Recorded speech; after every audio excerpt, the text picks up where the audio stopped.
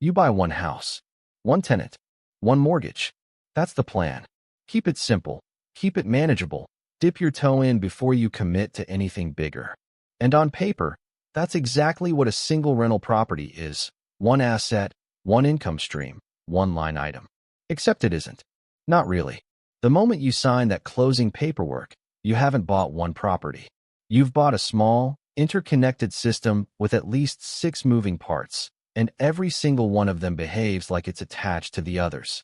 Miss that, and the safe, simple first rental is the thing that quietly drains your bank account for the next 3 years. By the end of this video, you'll understand exactly why one door is never just one door, what actually connects to what, the hidden dependencies that catch almost every first-time landlord off guard, and the one mental shift that separates people who scale from people who get stuck, or worse, wiped out, on unit number 1. So let's start with the obvious question. What do people think they're buying, and what are they actually buying? Most first-time landlords picture a rental property as a single transaction. Buy low, rent high, collect the spread every month. It's the same mental model as buying a stock. One purchase, one predictable return. But a rental property isn't a stock. A stock doesn't call you at midnight because the water heater burst. A stock doesn't have a tenant who's 3 weeks late on rent and a lease that legally protects them for another 60 days. A single property is really 5 systems stitched together: financing, insurance, maintenance, tenancy, and local regulation, and none of them operate independently. Pull on one, and the others move. Here's the first dependency almost nobody accounts for. Your financing decision doesn't just set your mortgage payment. It sets your entire risk tolerance for everything else. Say you put down the minimum 20% on a $200,000 property. Your monthly payment at today's investment property rates is somewhere around $1,085 on the loan alone. That's fixed. But your expenses aren't. Property taxes move. Insurance premiums move. Landlord insurance in flood-prone or wildfire-prone regions has jumped 30 to 60% in some states over the last 3 years alone. Maintenance costs move with inflation on labor and materials.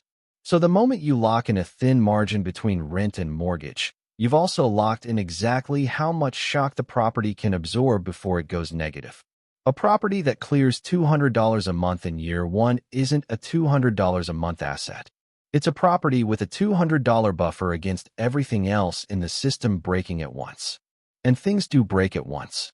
That's dependency number 2. Maintenance and tenancy are the same conversation, even though people treat them as separate line items.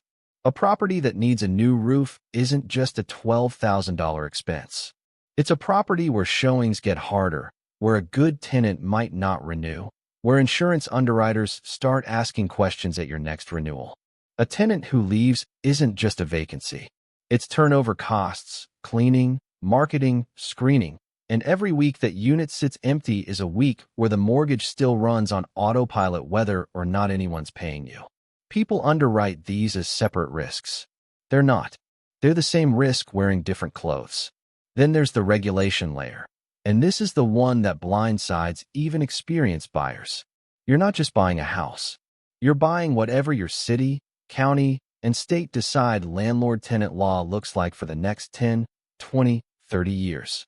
Rent control ordinances change. Eviction timelines change. Short-term rental permits get revoked overnight in cities that used to welcome them.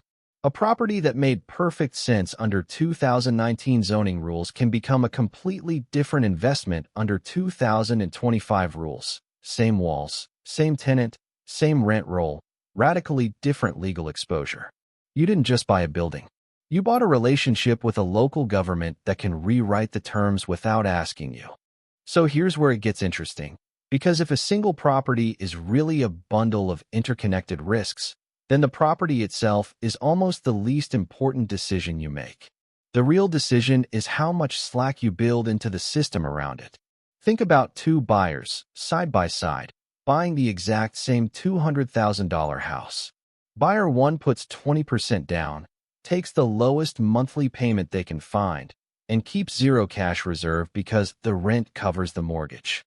Buyer 2 puts down the same 20%, but sets aside another $8,000 in a reserve account before they ever collect a single rent check. On day one, these two properties look identical. Same rent, same mortgage, same neighborhood. But they are not the same investment. Buyer 1 owns a property that can be broken by one bad month. Buyer 2 owns a property that can absorb a broken water heater, 3 weeks of vacancy, and a late rent payment in the same quarter and keep standing. Same asset, completely different risk profile. That difference isn't visible on a spreadsheet of rent versus mortgage. It only shows up when something actually goes wrong, and something always eventually goes wrong. This is why the landlords who actually make it past year one aren't the ones who found the perfect property. They're the ones who understood that a rental property isn't an asset you own in isolation. It's a small business with cash flow risk, legal risk, physical risk, and market risk, all stacked on top of leverage.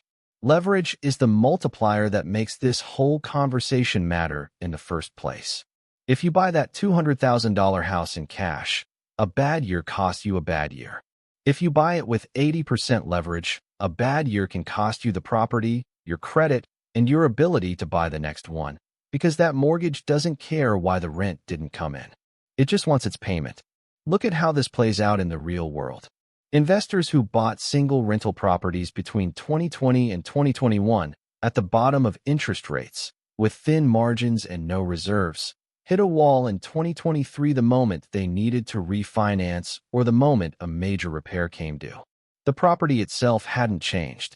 The tenant hadn't changed. What changed was the cost of every dependency around it: insurance, materials, interest rates on the next loan, all at the same time. Meanwhile, investors who bought the same kind of property but underwrote it with real reserves and conservative rent assumptions rode straight through the same period without a scratch. Same asset class, same years, completely different outcomes, because one group treated the property as a single number and the other treated it as a system. And here's the part that should genuinely change how you think about your first rental. This compounds. A second property doesn't just double your exposure. It multiplies your dependencies, because now your reserves, your time, your attention, and your credit are all shared across two systems instead of one.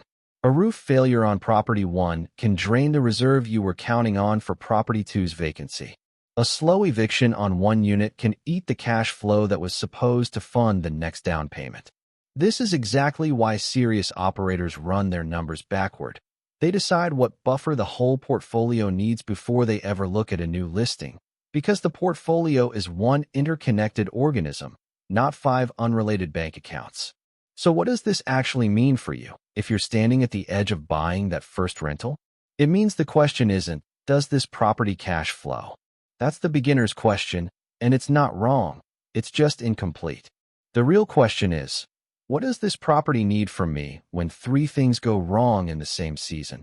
Because eventually, they will. Do you have the reserve to survive a vacancy and a repair at the same time? Do you understand what your local eviction timeline actually costs you in worst-case months, not average months? Have you actually read what your insurance excludes, not just what it covers? These aren't pessimistic questions.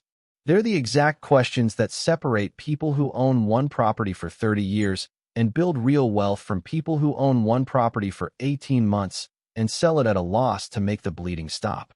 Because that's really the answer to the question this video started with.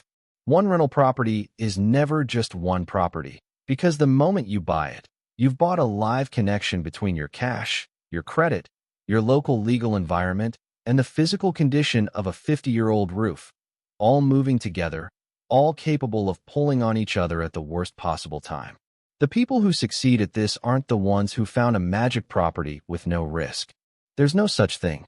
They're the ones who understood the system they were buying into, built enough slack to absorb the shocks, and treated the first door not as a finish line, but as the foundation the entire rest of the portfolio would eventually have to stand on. Buy it like that, and one property can genuinely become the first domino in something real. Buy it like a simple, isolated transaction, and it's usually the first domino in the other direction.